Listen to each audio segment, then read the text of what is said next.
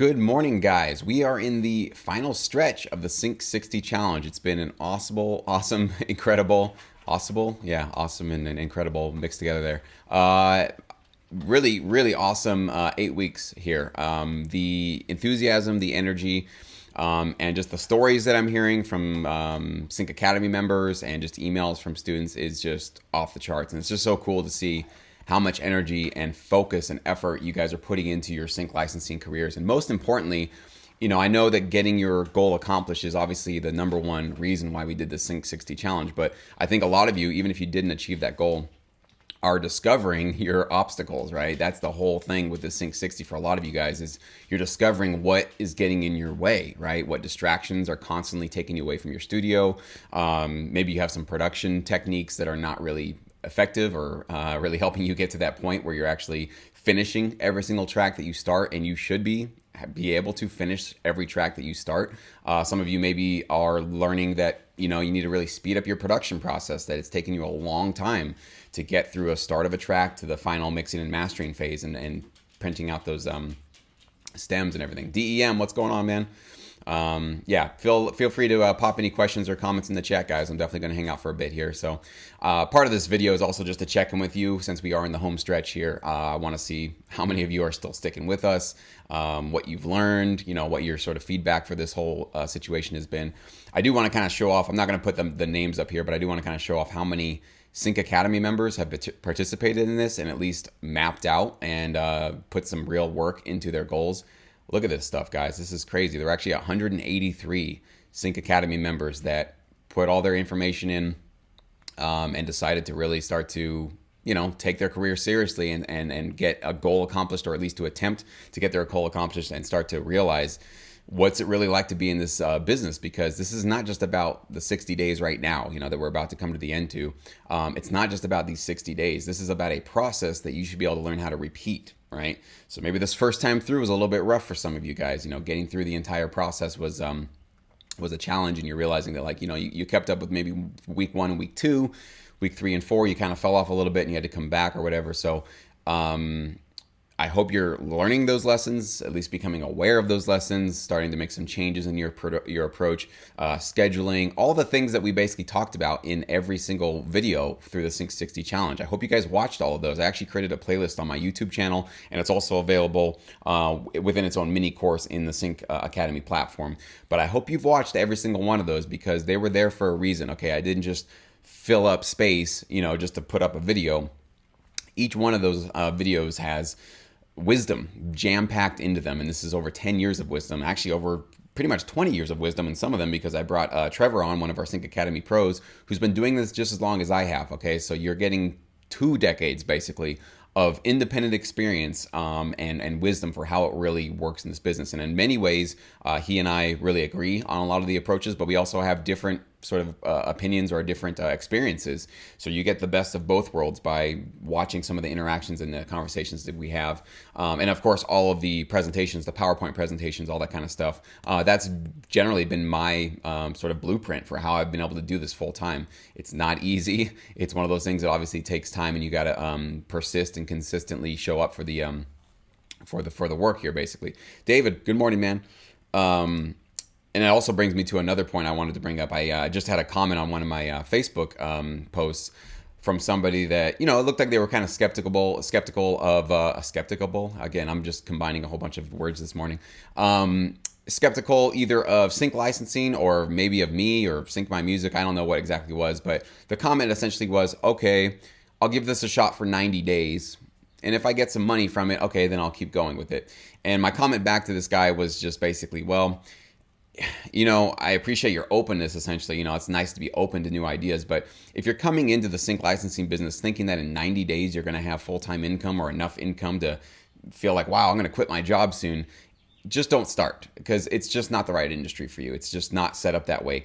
It just can't do that, because it takes, if you guys don't know, it takes 9 to 12 months for ASCAP, BMI, or whatever PRO you're associated with to collect your royalties for you after it's been placed. So it'll take probably, even if you're a super accomplished producer ready to go, it can take a couple of months to get accepted by that first library. And even after you get those tracks in there, it'll take a couple of months for those to be in and uploaded into their catalog. And then how long it takes for those tracks to get placed into a TV show that is, it takes about a month or two for the TV show to go into production, right? This is a long-term strategy, okay? So if you're thinking in 3 months, you're going to see some incredible results. You can definitely see some upfront consideration fees, potentially an upfront sync fee if you're partnering with a really great library. I've definitely seen those. I've actually seen one student who got a $9,000 trailer placement within 6 months of the business. I'm going to actually upload that video. I actually got his email. I'm going to share that with you guys. He gave me permission to share the story with you, so I'll definitely share that with you. But this is not the norm. Usually what you're going to see is very little to no income for a long period of time. It could be a year, it could be 2 years. You'll see small, little amounts coming through. But you got to realize that it is a long-term play, and you're playing for the long-term exponential potential of passive back-end royalties. So, and you guys are seeing that even just with this 60-day challenge, which isn't a long period of time, but you're seeing just sticking with one goal for 8 weeks is really not easy to do. And this is why most producers don't see the long-term results that they want to see, and they don't stick with us long enough to actually get to those results. So as we were talking about actually in week 7's video of Sync 60, Trevor and I were talking about why most producers give up, and it's kind of a bummer, and it's just a reality of the industry that most producers give up. They don't succeed in this business. It's just reality, right? And one of the big reasons is because of that really slow beginning phase of this industry, that it's just, you might be seeing small doubles, like going from, $1 on your royalty check to $2, big deal, right? Who cares? Well, that is 100% doubling. And when you see that go up to another $4, $8, you can kind of see this doubling happen. You'll start to see this incredible snowballing effect taking off. And once you get to the exponential curve, there is going to be a point where it boosts up dramatically. And you really feel that, where you're talking about you're making an extra $5,000, $10,000 on your royalty check, okay? But that just doesn't happen quickly. It's just, there's no way for you guys to do that. And I don't want you to have false expectations about what it's like to get into this business. So that's my, advice for any of you that maybe are stumbling across my channel or Sync 60 or any of this kind of stuff, and you're really sort of unsure about how to get started in the business. Just be aware of that. It's not for everybody. You do have to have a very dedicated long-term mindset and be willing to sort of have faith in yourself for the first couple of years in this business if you really want to make it work for you. So, but if you do see the potential of this business, and you definitely see the success stories, and you have the faith in not only the industry and basically how it can work, but you also have faith in yourself, that you believe that you've got what it takes to make it that distance, right? Then don't put any hedges in front of you. Don't hedge your bets and say, well, I'll give it, 6 months. I'll give it 1 year. And if I don't get this, then no, I'm out. What happens is when you put that sort of qualifier on your career, is you're basically hedging your bets, and you're already, maybe not consciously, but subconsciously, you're giving yourself an out, and you're giving yourself a reason to quit in a year. Okay. I just don't meet many people who started a very successful career with hedging, basically having this, well, I'll just give it, if I get something in 6 months, then I'll keep going. The only story I've ever heard of people who actually do this full time and succeed in it is because they said, they took failure off the table. Like, that's not an option. Me not doing this is not going to happen. I will just do this. That dead set mindset, that's what you really have to have if you really want to do this full time. There's just too many obstacles. There's going to be too many moments of doubt. There's going to be too many disappointing royalty checks. There's just too long of a period of time where you're not seeing tons and tons of income for you to make it without that just 100% dead set certainty. So, just word of warning for those of you, if you don't have that, you maybe need to work on that first before you get into, making licensable tracks or anything like that. You really need to do a little bit more research as to whether or not you really feel this is a career path for you. Okay. But if you do have that vision, and you believe in it, and you believe in yourself, don't hedge anything. Don't give yourself a time limit. Don't do any of these things that'll basically give you an out when you need to get an out, or if you want to give an out, right? Just go 100% full-fledged in it. It's the only way that worked for me. It's the only way that really worked for Trevor. It's the only way that worked for pretty much everybody that I know that got into this business. Is if you love just making music full-time, if you love making music more than anything else, and you're willing to do what it takes to be one of the few that can do this full-time, that's my best advice for you guys. Just stay the course and don't give yourself any outs. Just keep cranking away, okay? All right, Tony, good morning. Asterix 20 sec, and dare to be different. All right. Good morning, guys. You're all psyched, in for the long run. 20 sec beats. All right. Awesome, guys. But yeah, post your comments in the chat box. I kind of want to see how you guys are doing with the challenge. Want to see how many of you are still with us, still actually participating, and just kind of get a better view for how you guys are reacting to this. 9DM, what's going on?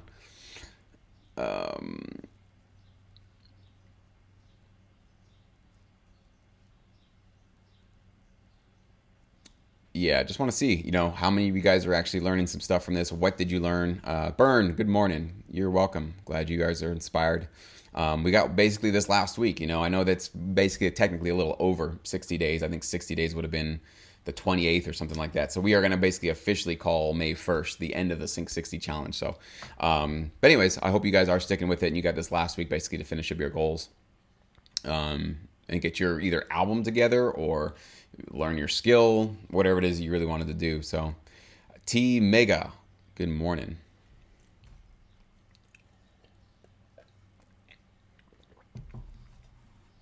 All right, Burn, do you collaborate with vocalists?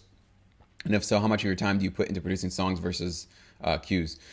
It's a great question, Burn. I actually just recorded a video that maybe I'll post it tomorrow. I mean, maybe that's an interesting time to do it since you asked it. I don't actually do a lot of work with vocalists. And I won't give away all the reasons why. I actually have a very extensive video that I explain the reason why I don't believe working a lot with vocalists for me and what I recommend for a lot of you guys is going to be a smart move.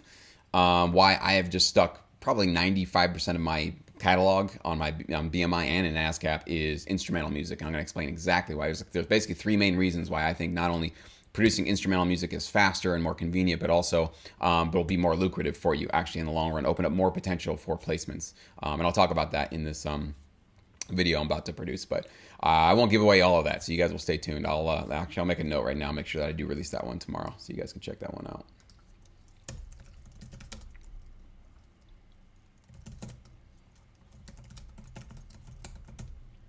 Got a lot of really cool videos planned for you guys. See if I can get the... I can't look at them right now because I don't have the window open, but a lot of interesting stuff that's coming your guys' way in the next couple weeks. Asterisk says, I'm seeing improvement in the way my music sounds. It's forcing me to reevaluate my workflow and sounds I'm using and how I'm doing things. Good. That's awesome.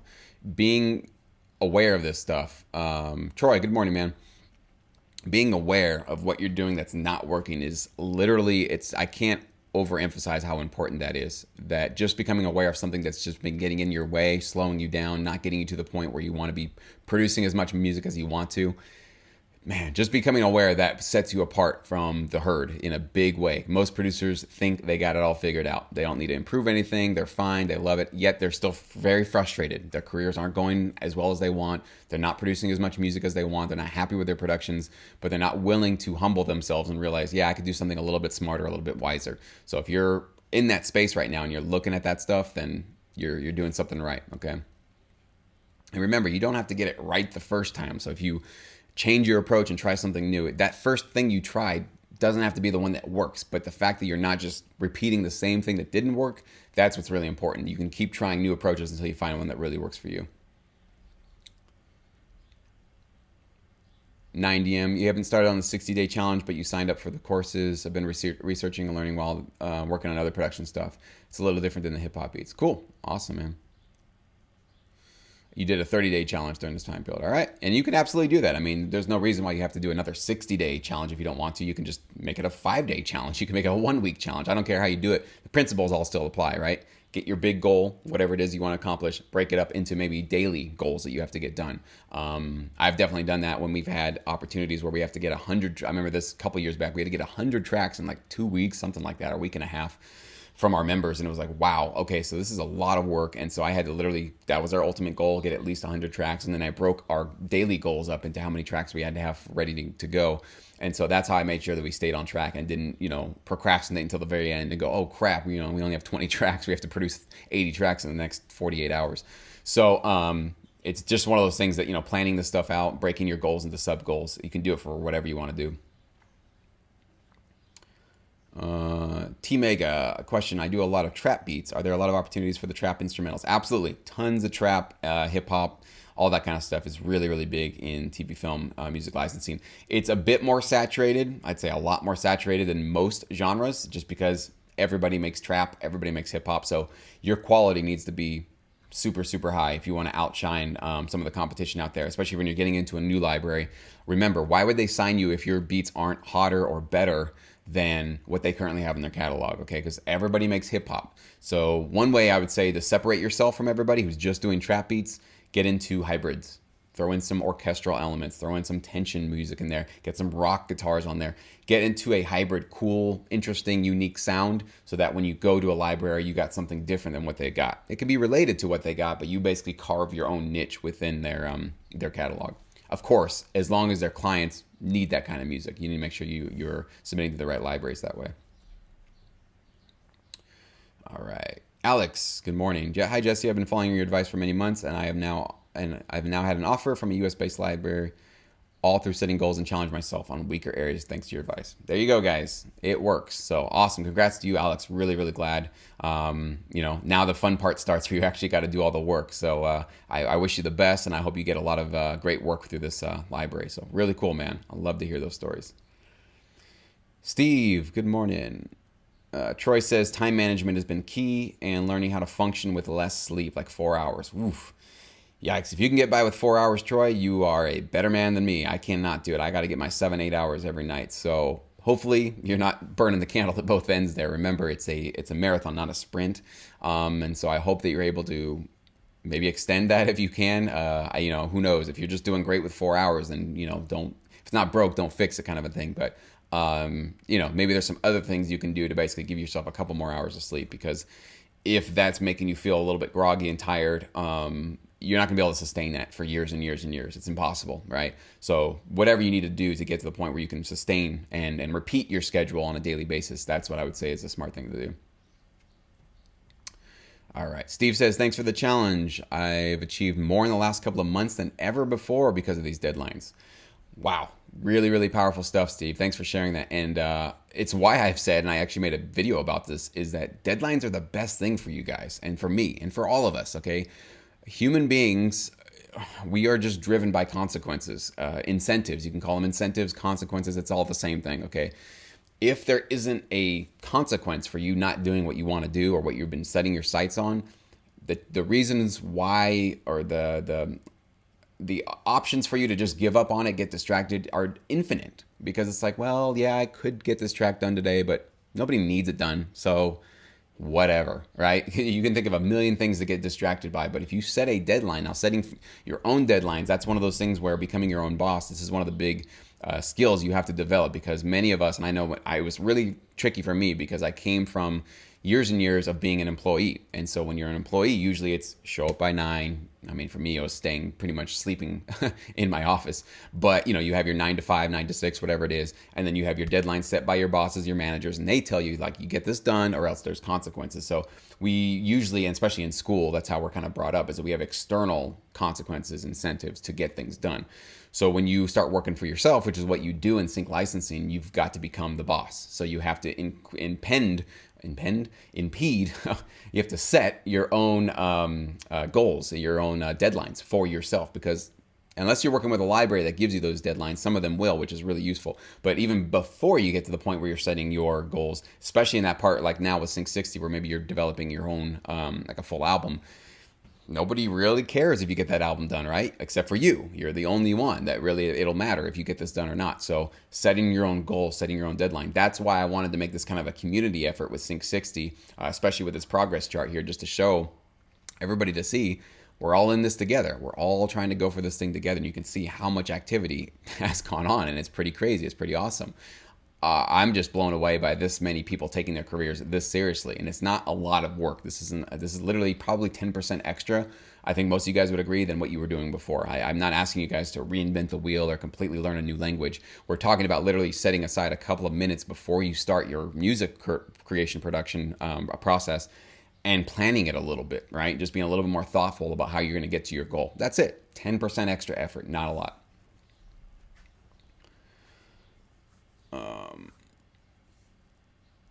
Alex asks, how would you handle having two interested libraries, one large and well connected, the other a smaller independent library? Um, the first one, if it was large, and it sounds like that's kind of more the one you're interested in working with, I would basically, be in talks with them and ask them, how much can I submit, right? Like some libraries will tell you, like, listen, as quickly as you can crank out music, send it to us, and we want to add it to our catalog. That's a great library to work with. That's somebody you want to, especially if they're getting great placements and they have a great track record. That's somebody you want to keep busy with, because they're basically telling you, you can supply us as much as you got. We'll keep you as busy as you want. If they're also, but on the other hand, if they're saying like, no, just wait until we ask you, like we'll tell you what we need. But you're finding those requests are, far few between every couple of weeks or once a month or something.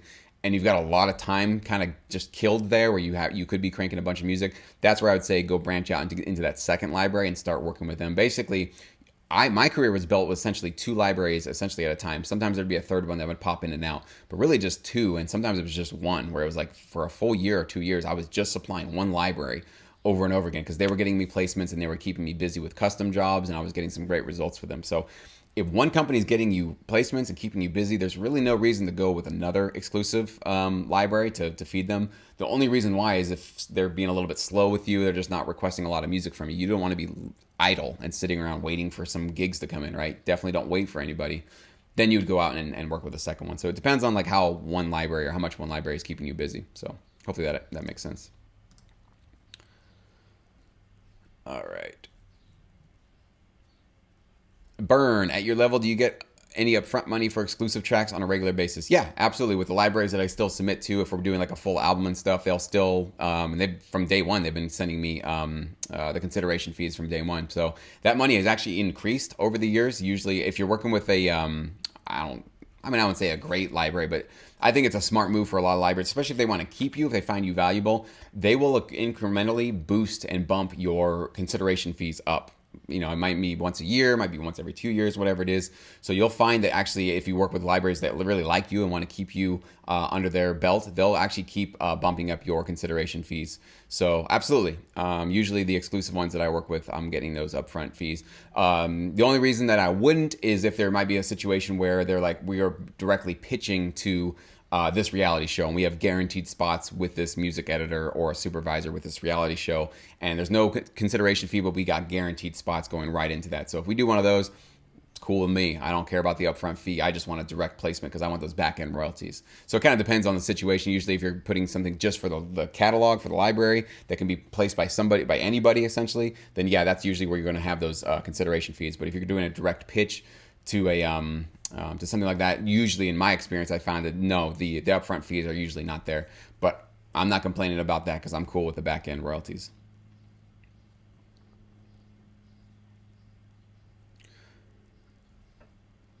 Mickey got signed by Getty Images, non-exclusive. However, they haven't processed any of my songs, and it's been 2 months. I don't know. I don't work with Getty Images. I don't really recommend Getty Images. I think that's a royalty-free situation, so it's not something that would be in my forte. It's not something I would really recommend. But if you sent them stuff and they're not processing it, you got to call them. I can't help you out with that. All right. Dare to be different. I noticed some libraries, they have regular trap hip-hop tracks. Do you think those are not getting placed and just sitting in the library, being that they are not structured the way it suggests? I don't know what you mean by regular, dare to be different. So maybe you can expand on that. So it's impossible for us to really know because you can't just look at a track and go like, this doesn't get placements. I mean, believe it or not, I think my worst tracks got me some of my biggest placements, believe it or not. So it's kind of one of these weird things about the business that you can't really ever guess. But that doesn't mean that you should be submitting garbage and just trash to libraries and go, it doesn't matter how good the track is. No. They can reject you, and they will reject you if you have low quality music. So when you mean regular, not exactly sure what you mean. Maybe more loopy. If it's probably really loopy, usually I find that loopy tracks are going to get smaller placements. If they do get placed, they'll get like the 10, 15 second kind of a thing. But the ones that are fully developed and actually have that interest and that development, they're the ones that can get the 62-minute long placements. So you usually want to have that interest and that forward momentum telling a story within the track if you want to get bigger placements, more lucrative placements again. It's not necessarily about like, yes, there's many different types of music, even tracks that are just one drone, right? Just one sound. It's just kind of this weird, eerie drone that can get placements. But I want to steer you guys in the direction of probably getting the most number of placements and the most lucrative placements, right? That if I'm not telling you guys how to do that kind of stuff, what's the point of any of this, right? If you know, anyways, I won't go on with that, but hopefully that answers your question. So.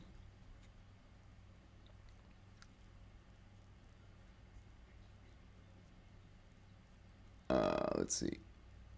T Mega, I am new to your info and new to Sync TV. Where do I start with your program? Go to syncmymusic.com. That would be the first thing that I would say is you probably need to enroll in my free 5-day course.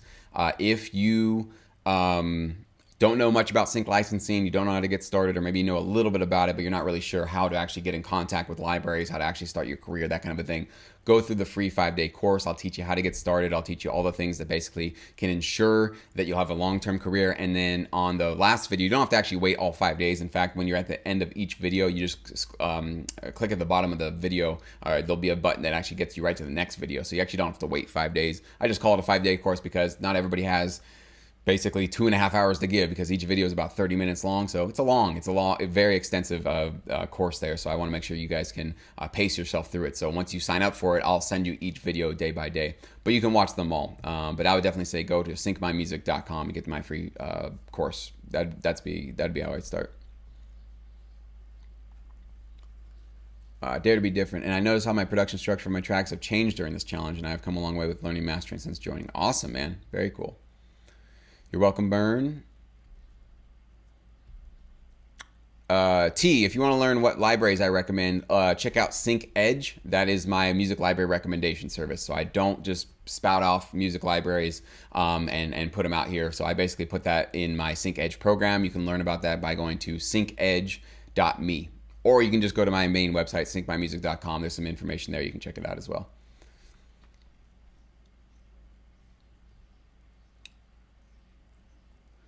20 sec. When doing an album to pitch a library, what's the minimum number of tracks I should shoot for when putting an album together? 10 to 12. That's what an album is in this business. 10 to 12 is usually what they're going to ask for. 8, I think, is a little bit thin, not quite enough. So I would get at least 10. 12 is a much stronger number. You can even go more. You can go 15, 20. I mean, you can do a lot more, but at least shoot for that minimum 10 to 12. So. All right, guys, I'm going to hop off here. Thank you so much for watching. I appreciate it. Stick with us. Please hang in there. We're almost done with Sync 60. Can't wait to hear some stories from you guys. And those of you that are in Sync Academy and you mark that final column, which is right over here, too far, this red one right here, and you tell me that you absolutely achieved your Sync 60 challenge, I'm going to invite those of you that do that to join me for a Google chat. I would like to talk to you guys, find out a little bit about who you are, what your goals were, how you got through this process, what you learned through it, and kind of show some of you guys off. So I hope those of you that are sticking with us you are able to mark this final column down, because I really want to see a lot of success stories through this. So I hope you guys enjoyed the challenge, and yes, we'll probably be doing this again in the future. So thank you guys so much for participating and really taking your career seriously. It's not for me, and none of this stuff is for me. This is really for you. So it's showing a lot of seriousness for your career. So for that, you guys deserve all the kudos in the world.